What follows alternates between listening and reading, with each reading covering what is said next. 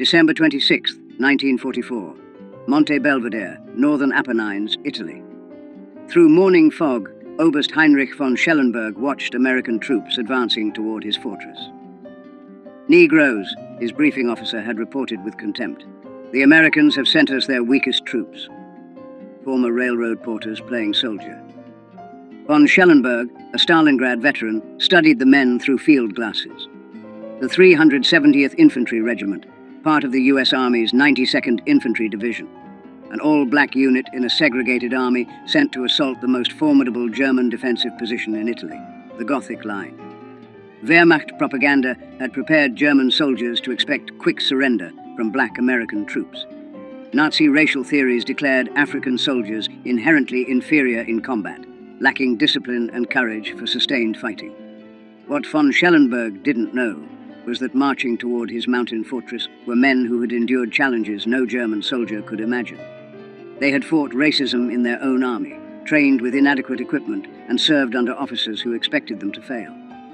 They carried a burden heavier than their packs, the weight of representing an entire race to a world that doubted them. Within 48 hours, von Schellenberg would send an urgent message to Field Marshal Kesselring's headquarters, a message that would force German commanders to reassess everything they believed about racial combat capabilities.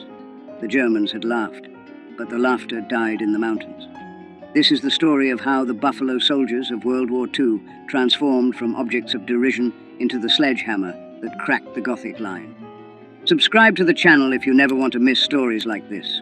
Most people don't know this history exists. Help us change that. The 92nd Infantry Division activated in October 1942 at Fort Huachuca, Arizona. 15,000 black soldiers organized into 4 infantry regiments.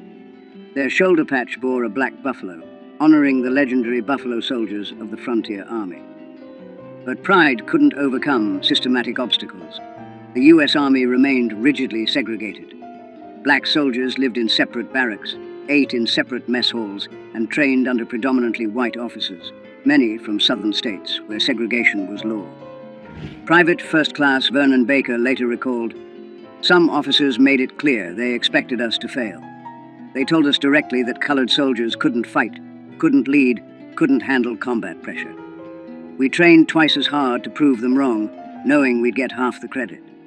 Training at Fort Huachuca proved brutal. Temperatures exceeded 110 degrees in Arizona's desert.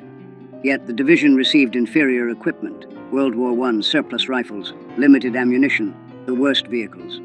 Staff Sergeant Edward A. Carter Jr. wrote, "They give us the oldest rifles, the worst trucks, and officers who've never seen combat. Then they wonder why we're not ready.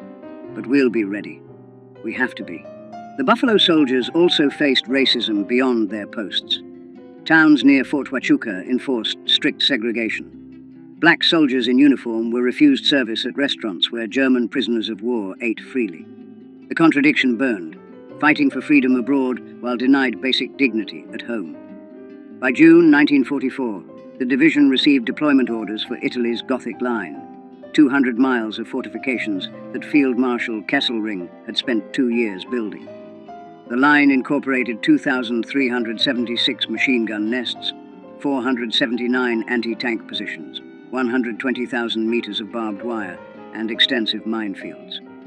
The Buffalo Soldiers would face this barrier with inadequate artillery support, inconsistent air coverage, and the burden of knowing that failure would confirm every racist stereotype.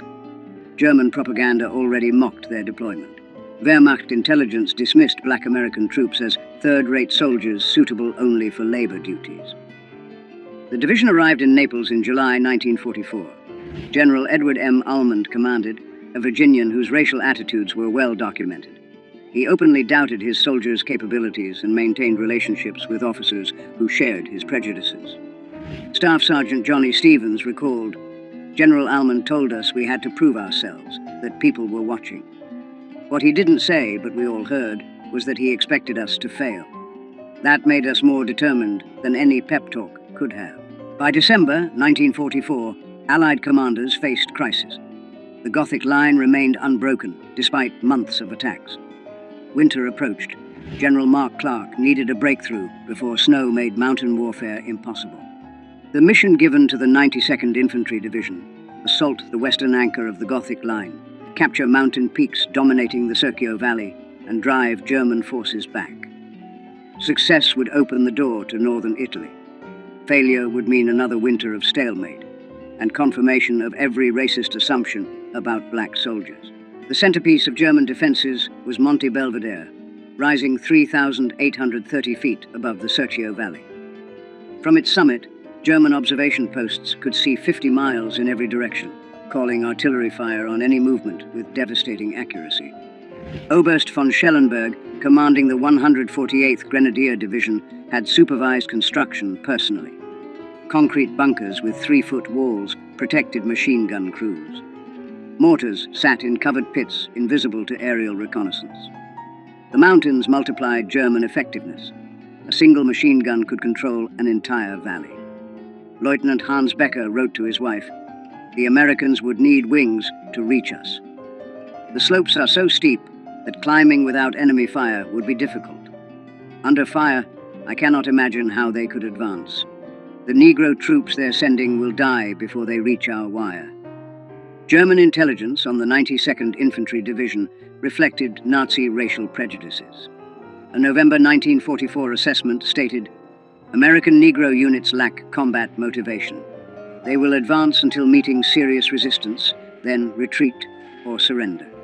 Division is suitable only for defensive operations or garrison duties." This wasn't based on combat observation. It reflected Nazi ideology that declared non-Aryans inherently inferior. Wehrmacht training manuals advised, "Offer strong initial resistance. Negro troops will panic and flee. Their white officers will be unable to restore order." These assumptions created dangerous overconfidence. Von Schellenberg positioned forces believing black troops would collapse under artillery fire, never reaching his main defensive line. The Gothic Line's fortifications included S-mines, bouncing Bettys, that jumped 3 feet before exploding at groin height.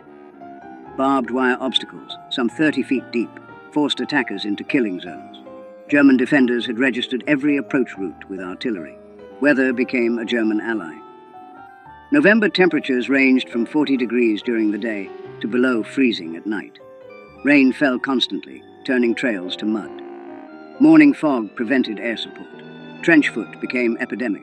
The 92nd's medical reports showed 847 cases serious enough for evacuation in November alone. Allied artillery and air support proved inadequate.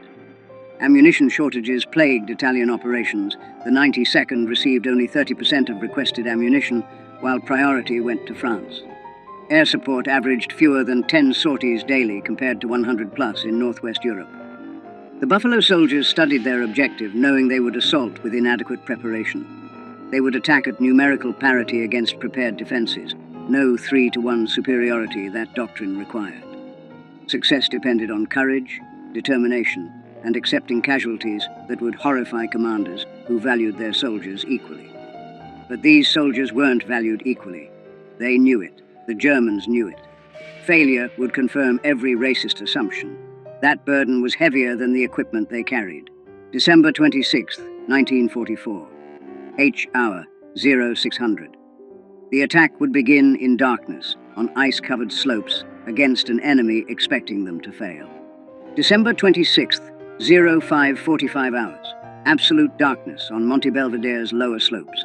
Men of Company C, 370 Infantry Regiment, checked equipment one final time. Every man carried 60 pounds up slopes where mountain goats struggled. Staff Sergeant Carter whispered final instructions. Stay low until artillery stops. Watch for mines. When we reach the wire, Bangalore torpedoes go first. Follow me through. If I go down, the next man takes over. We keep moving until we reach the top, or we're all dead. At 0600, American artillery opened fire. 2,400 rounds in 15 minutes, the maximum allowed. In his command bunker, von Schellenberg smiled. Only 15 minutes? The Americans are weaker than we thought. The Negro troops are coming. When artillery stopped, 30 seconds of silence. Then American voices shouted, "Move out!" And the Buffalo Soldiers began their climb.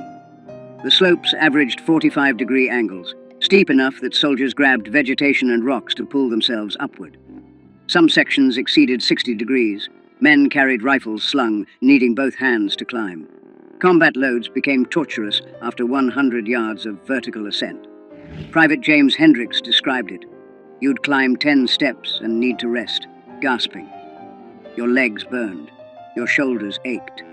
You knew if you stopped too long, you'd never start again. So you climbed, one step at a time, listening for the sound that meant Germans spotted you, machine guns opening fire. That sound came at 6:23. German MG-42s, firing 1,200 rounds per minute, swept slopes with interlocking fire. The first bursts caught Company C's lead platoon 400 yards from the